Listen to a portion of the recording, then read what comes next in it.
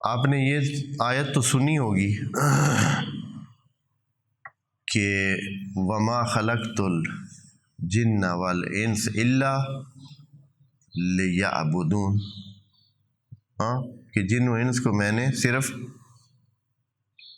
عبادت کے لیے خلق کیا، یا میں تو کہتا ہوں عبودیت کے لیے۔ اچھا، اب پھر سوال یہ ہوتا ہے کہ عبادت کس لیے؟ بھئی عبادت کیوں کرتے ہیں؟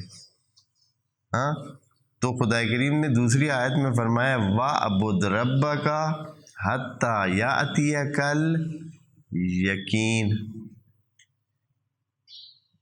اللہ کی عبادت اور عبودیت اور بندگی اتنی کرو کہ تمہیں یقین حاصل ہو، یعنی یقین کی منزل پہ پہنچنے کے لیے وہ جو پہلے عبادت ہے وہ مقدمہ ہے، خود مقصد نہیں ہے، مقصد یقین کا حصول ہے۔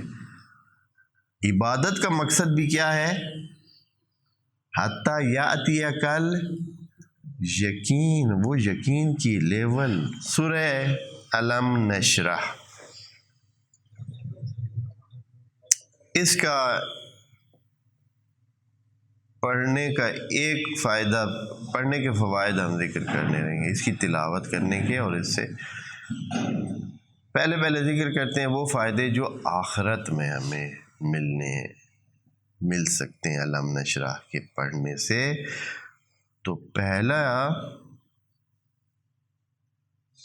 فائدہ یہ ہے کہ اس کی تلاوت سے ثواب ملے گا اور انسان عبادت گزار ہو جائے گا، عبادت گزاری اس کے لیے آسان ہو جائے گی، یہ عبادت کو آسان ہوتا ہے، اس لیے کہ دو چیزیں اس سے حاصل ہوتی ہیں۔ سورہ الم نشرح پڑھنے سے انسان کو یقین حاصل ہوتا ہے، یقین کی منزل پہ پہنچنے کے لیے آپ کو کیا کرنا ہے؟ سورہ الم نشرح پڑھ